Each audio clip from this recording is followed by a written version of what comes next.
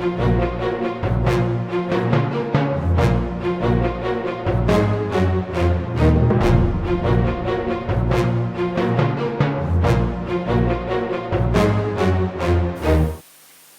सत्र जी हिन वर्कशॉप की अध्यक्षता असांजे दिल्ली में आयल भेण मोहिनी हिंगुराणी साहिबा कंदा।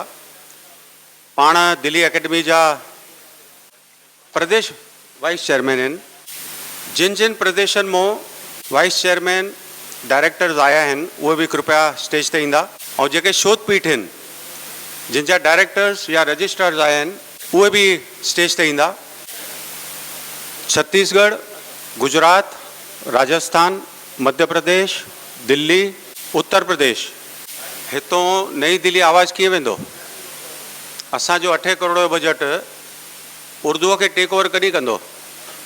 आयो लाल कयो।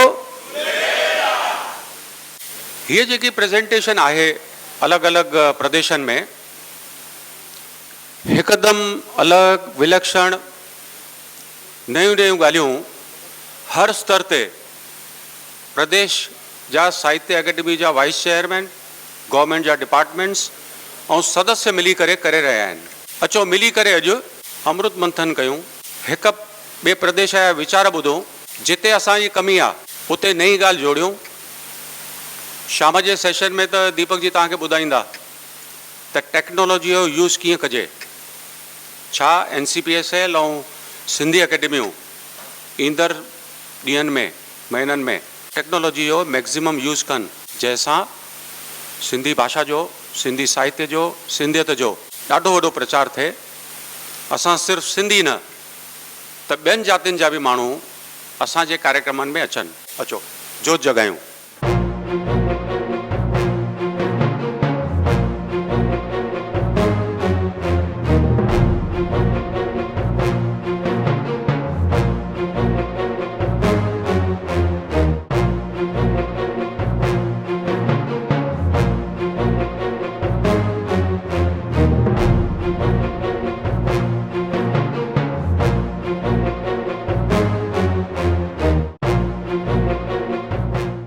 पहली प्रेजेंटेशन मोहिनी जी तव्हांखे करणी आहे।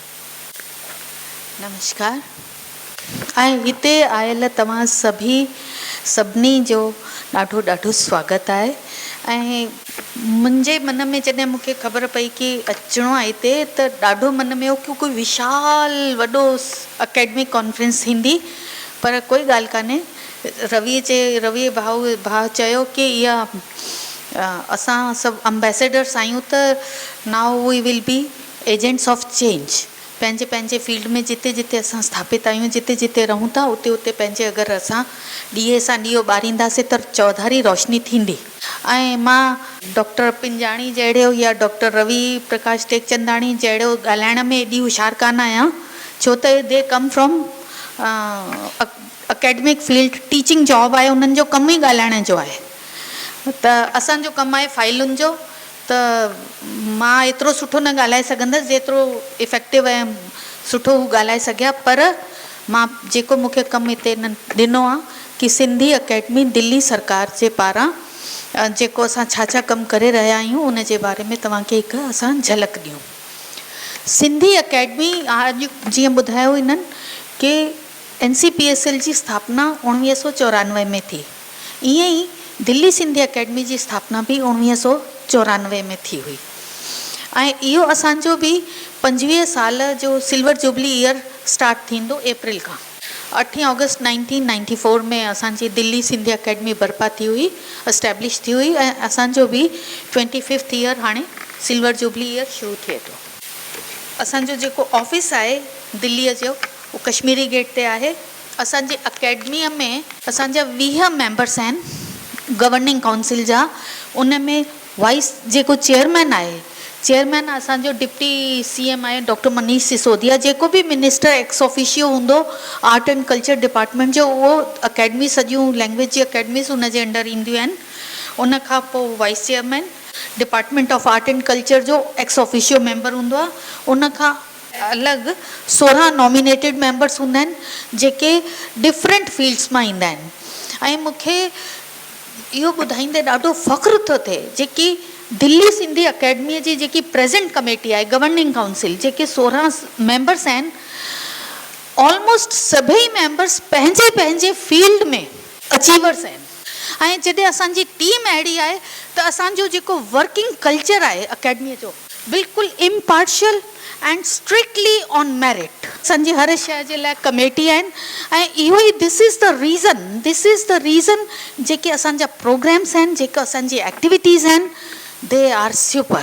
जेकी असांजी सेक्रेटरी आहे Sindhu Bhagya Mishra she comes from department of Sahitya Kala Parishad उन में SKP में she holds a very good position ऐं उनखे सॼे भारत जे साहित्य जा कल्चर जा संस्कृति जा वॾा वॾा फनकार वॾा वॾा राइटर्स वॾा वॾा कलाकार सभु उनखे ख़बर आहे सॼी उनखे ॼाण आहे ऐं इन करे सिंधुअ जे हुजण जे करे असांखे बि उहो बिल्कुलु फ़र्क़ु थी वियो आहे। असां नीर ऐं खीर में फ़र्क़ु करे था सघूं। जेकी आहे पग पाती आहे अॼु असांखे तव्हां इहा पग पाईंदे चवंदा heavy is the head that wears crown वॾा सॾावणा वॾा दुख पावणा छोटनि का दुख दूर त इहा असांजी जेकी पावर कम्स विथ रिस्पॉन्सिबिलिटी असांखे इहा रिस्पॉन्सिबिलिटी आहे कि जेका असांखे इहा पग पाती आहे गवर्नमेंट पाती आहे समाज पाती आहे या असां पंहिंजे त we should do justice to that post. असां ॾाढे सुठे नमूने सिंधी अकेडमी हलाईंदा आहियूं बिल्कुलु ईमानदारीअ सां कि असांजे सिंधी अकेडमी जा जेके इहे 16 मेंबर्स आहिनि जेके नॉन गवर्नमेंट नॉमिनेटेड मेंबर्स आहिनि कंहिंखे कुझु बि न मिलंदो आहे हिकु टको बि न मिलंदो आहे एज़ रिमनरेशन ऑनरेरियम कुझु बि न मिलंदो आहे इवन VC खे बि कुझु न मिलंदो आहे सिर्फ़ु मीटिंग अटेंड करण लाइ ट्रांसपोर्ट मिलंदो आहे बसि महीने में हिकु मीटिंग थी त 1000 रुपयो मिलंदो न अगरि मीटिंग न थी सघी त कुझु बि न मिलंदो। अगरि असां इन गिविंग एटीट्यूड सां इन ई ईमानदारीअ सां कमु कंदासीं त I think we can bring a lot of change in the society. पंहिंजे बारे में न सोचे समाज जे बारे में सोचणो आहे इहो असांजी सिंधी अकेडमी दिल्लीअ जो इहो हिकु बिल्कुलु मिशन आहे।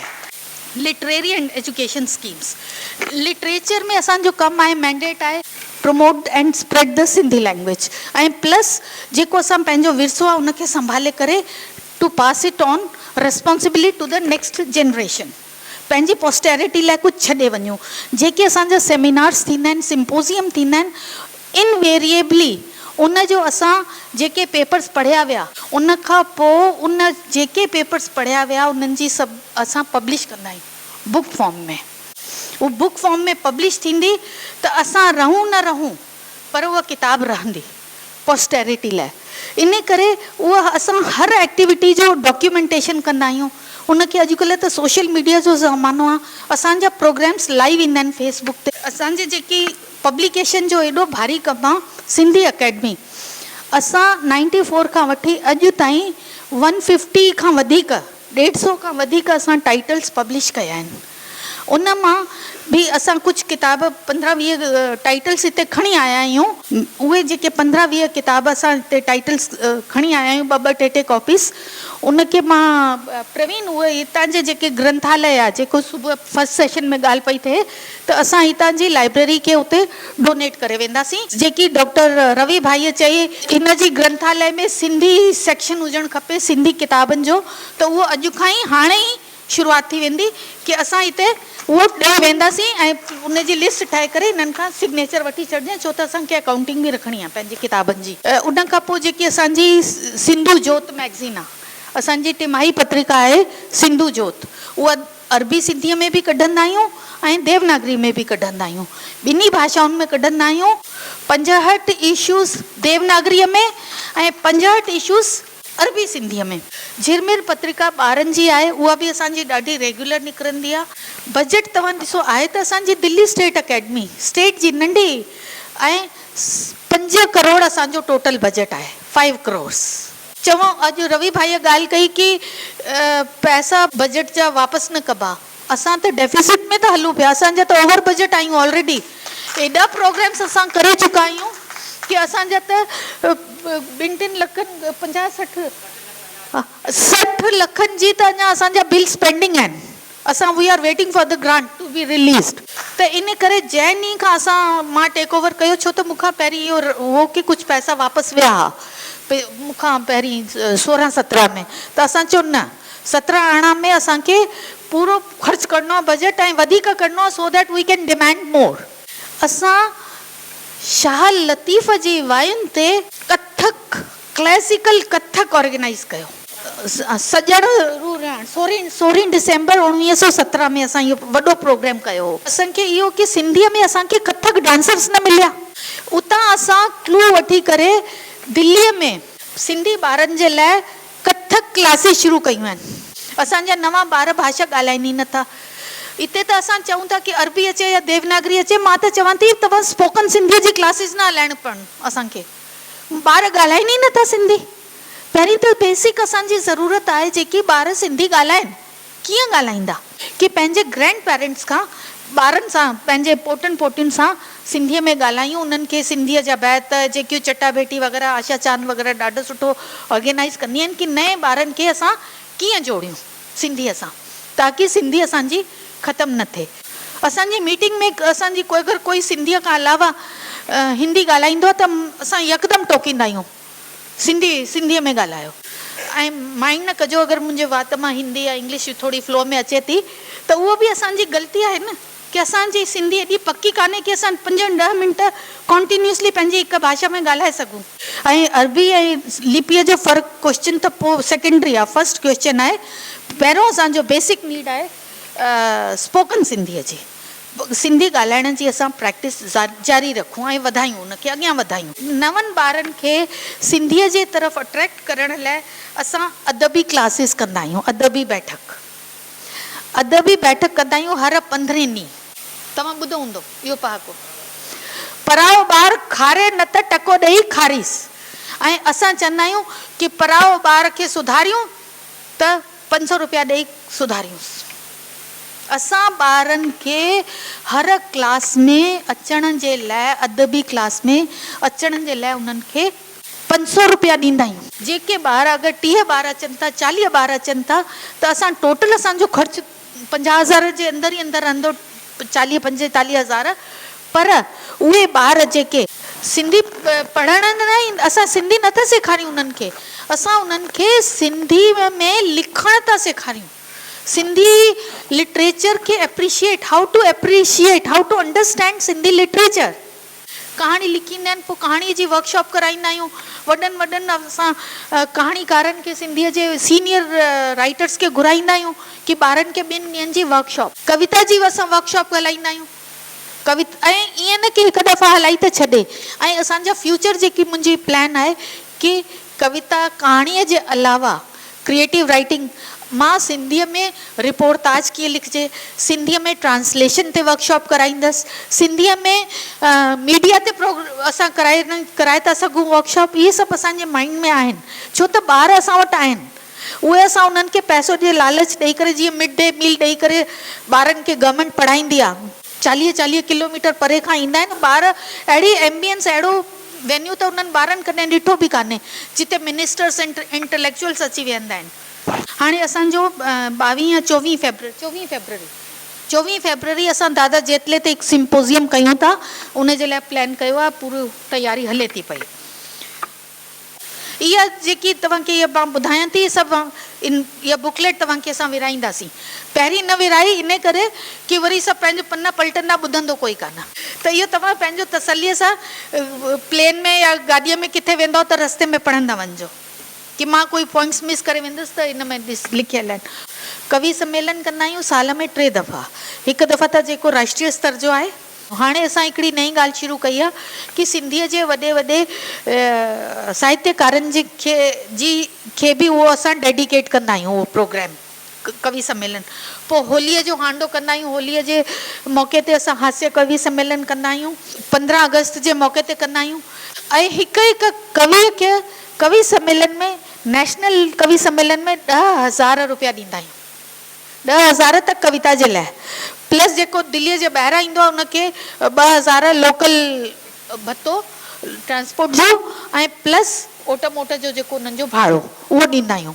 ऐं दिल्लीअ जे कवियुनि खे रुगो 10,000। ऐं सिंधी टीचिंग स्कीम इन में असां सिंधी पंचायतनि सां गॾु, सिंधी स्कूलनि सां गॾु सिंधी पढ़ाइण जी बि क्लासिस हलाईंदा आहियूं। असां पंहिंजे अकेडमीअ में बि ऐं सिंधी स्कूलनि में बि सिंधी लैंग्वेज अरबी सिंधीअ में असां पढ़ाइण जो पूरे 3 महीननि जो कोर्स हलाईंदा आहियूं ऐं असां वटि ॿार ईंदा आहिनि पढ़णु, उन्हनि खे पोइ सर्टिफिकेट बि ॾींदा आहियूं। त IAS में जेके सिंधी ॿार IAS एस्पायरेंट्स हूंदा आहिनि उन्हनि जे लाइ सिंधी लिटरेचर जे सिंधी सब्जेक्ट जे लाइ असां क्लासिस ऑर्गेनाइज़ कंदा आहियूं दिल्लीअ में। पूरो उन्हनि जो सिलेबस जेको IAS जो आहे उहो पढ़ाईंदा आहिनि।